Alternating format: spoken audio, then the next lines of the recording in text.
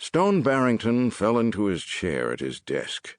He had flown his airplane across the Atlantic from England the day before, and however much sleep he had had that night had not been enough.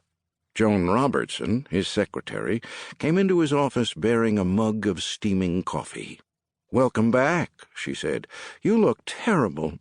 "Thanks for confirming that for me. It's jet lag." "I thought you didn't get that, if you flew your own airplane." "A myth, apparently." He tasted the coffee and burned his tongue. He made a face. "Do you have to make it this hot?" "That is the temperature that the coffee pot operates at, and you've never complained about it before. Let it sit there for a minute or two and it'll cool down. Your first patient of the day is waiting to see you." "Patient? What am I, a dentist?" "More of a psychiatrist, I guess. Somehow I think of them all as patients." "I don't have any appointments this morning." "This one is a walk-in." "Do we take walk-ins here? I don't remember doing that." "Sure we do. Some of your most interesting patients have been walk-ins, and anyway, you look as though you could use something to take your mind off the hangover."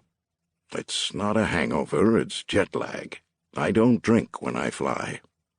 "Take your mind off the jet lag, then." "Oh, all right. Send him in." "Sexist. You assume it's a man." "All right. Send her in." "Now you're assuming it's a woman." "I'm running out of choices. Humor me." "Right." Joan walked out of the office, and he heard her say, "The doctor will see you now." This was followed by a laugh, a female laugh. Joan led in a woman. "This is Mr. Barrington. Mr. Barrington, this is Miss Fisk." Stone tried to focus on her and failed. The blur of her was tall and slim, though, and that was a start. "How do you do?" she asked in a low-pitched voice. Stone felt as if he were Humphrey Bogart meeting Lauren Bacall for the first time. "Very well, thank you," he said, struggling to his feet and extending a hand. "Won't you sit down?" She shook his hand, then sat down across the desk from him and crossed her legs.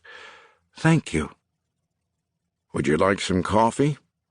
"You look as though you need it more than I," she said. "There's enough for both of us." "I've already had my morning coffee, and a second cup would just get me wired." It was easier to focus on her sitting down, and once he was able to focus, it was very pleasant, too. She had blonde hair, parted on the right, and held back by a tortoise-shell clip. "It's not working that way for me. Not yet, anyway." He took another sip and didn't burn his tongue. "You look jet-lagged." "I am. Thank you for not suggesting I have a hangover." "You're welcome. Where have you flown in from?" "The south of England." "London?" "Farther south. Hampshire." "But you flew from London." "No, from Hampshire." "I didn't know you could do that. Fly from Hampshire to New York." "You can, but you have to fly the airplane yourself." "And it would have to be a big enough airplane to have that kind of range." "No, just big enough to make it to the Azores, then Newfoundland, then Teterboro." "And how big is that?" "You know citations?" "Yes, my former husband owned one, until the bank took it away from him." "A citation M2. "Oh, I used to fly a Bonanza." The conversation was cutting the fog, so he continued. "So did I. A B-36TC. "Mine was an A-36. "Sweet airplane, isn't it?" "It was. My husband made me sell it when we got married. He was afraid to fly with me." "The swine." "Now that you mention it, yes. He's why I'm here." "Are you divorced?" "Yes, almost a year ago." "Did you get a satisfactory settlement?" "No, but he did." "Ah, exactly. Does he want more?" "Yes, but he knows he has no chance of that." "Then what's the problem?" "He won't leave me alone. He follows me, turns up at places I'm going." "Does he bother you on those occasions?" Yes. Oh, he doesn't push me around or anything. He just stares at me unrelentingly.